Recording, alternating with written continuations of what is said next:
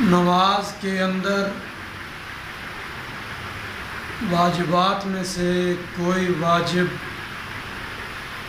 ترک ہو جائے، بعین طور کے واجب میں تقدیم و تاخیر ہو، اپنے محل سے پہلے ادا ہو یا اپنے محل سے مؤخر ہو جائے، یا واجب میں کمی زیادتی ہو، واجب چھوٹ جائے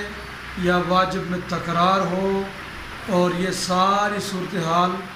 بھول کر ہو جائے تو دو سجدہ سہو لازم آتے ہیں، جو آخری قعدہ کے اندر تشہد پڑھنے کے بعد دائیں طرف سلام پھیر کر ادا کیے جائیں گے، تو اس سے واجب میں جو کمی واقع ہوئی ہے اس کا ازالہ ہو جائے گا۔ اور اگر جان بوجھ کر واجب کو ترک کیا ہے تو گناہ گار ہوگا، نماز کو دوبارہ لوٹانا واجب ہو جائے گا۔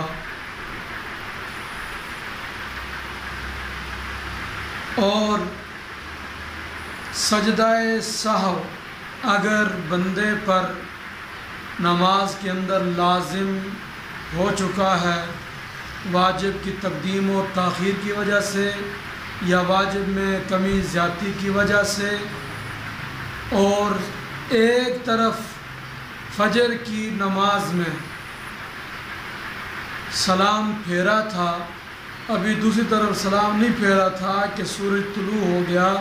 تو سورج طلوع ہونے کی وجہ سے وہ سجدہ سہو ساقط ہو گیا۔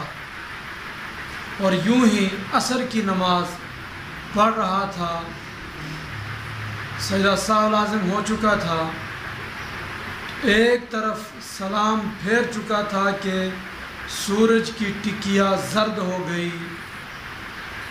اب سجدہ سہو اس سے ساقط ہو گیا۔ اور یوں ہی اگر نماز میں سجدہ سہو لازم ہوا اور آخری تشہد میں ایک طرف سلام پھیرا تھا، تو کوئی ایسا کام کر بیٹھا جو کام بنا کے معنی ہے، اب سجدہ سہو ساقط ہو جائے گا، سجدہ سہو کرنے کی ضرورت نہیں رہے گی۔